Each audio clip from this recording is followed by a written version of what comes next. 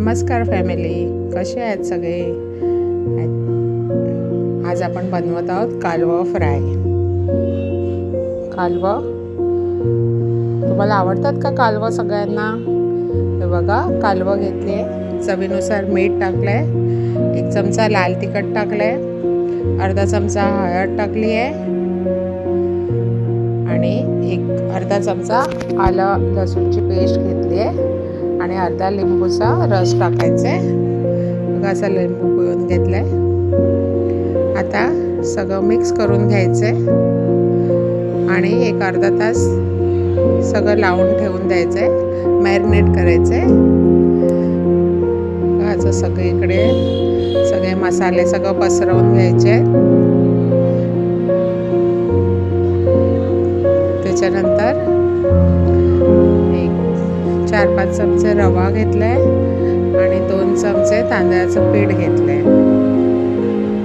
दोन्ही मिक्स करायचं आहे, पूर्ण मिक्स करायचं आहे. तुम्हाला हवं तर ह्याच्यात पण मिरची पावडर टाकू शकता, पण मी नाही टाकली आहे. एक लोखंडाचा तवा घेतलाय, 2 पळी तेल टाकलंय. आता हे असे थोडे थोडे कालवं घ्यायचे आणि वरून असं सुकं हे बॅटर लावायचं आहे.